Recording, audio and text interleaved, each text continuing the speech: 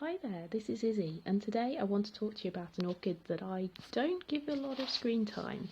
So this is my Maxillaria tenuifolia, and I'd like to tell you a little bit about how I got it, how I grow it, a bit about its growth habits, and what I think it might enjoy more from me.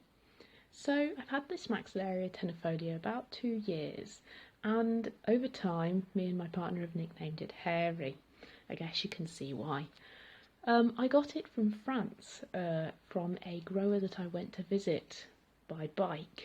It was about a 3-hour round trip on a bicycle to get it, but I really wanted this particular clone. So you might notice this one does look a bit like a pampas grass. It looks really grassy and has a lot of leaves compared to some of the ones you might see on the internet. And I think that is the clone type.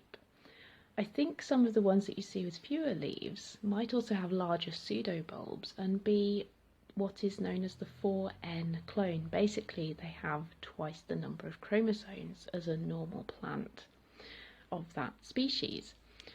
But I'm not totally sure. So my Maxillaria clone is quite an unusual one. It's very vegetative and it's quite reluctant to flower, but it is very beautiful the rest of the time. Maxillaria tenuifolia in general come from the Mexico region of the world, so they like it fairly warm in the summer, 28 degrees-ish, 10 degrees cooler at night, and then in the winter about 23, and again 10 degrees cooler at night. So they like it fairly warm, and you'll want to keep the temperatures fairly high. So maybe slightly lower temperatures in my house are contributing to why this one doesn't flower. But the other thing is they love a lot of light. Really a lot of light. So my Maxillaria tenuifolia might not be getting enough behind my windows in my house, even though I try and put it in south-facing windows. Now there's one other thing. All Maxillarias that I've known so far love water, and Hairy is no exception. So Hairy gets watered a couple of times a week, but also is grown in quite a water retentive medium for something of this size in my collection. So Hairy was originally planted in sphagnum moss and now is planted in bark. The roots of Hairy are a nice brown colour and very prolific, very prolific.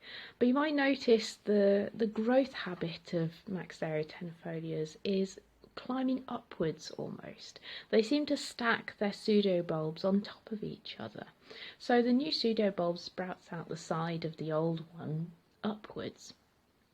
And you'll notice that they're covered around the base in this brown sheath, and there's actually a load of roots going down through this sheath to reach the medium. So in general you want to protect that sheath because underneath it there are roots. Then again, if you want to take a cutting, it's really easy, and I've done one this year. You just take off some bulbs, put them in a moisture-filled environment. I put mine above some sphagnum moss and watch those roots grow because they really want some water.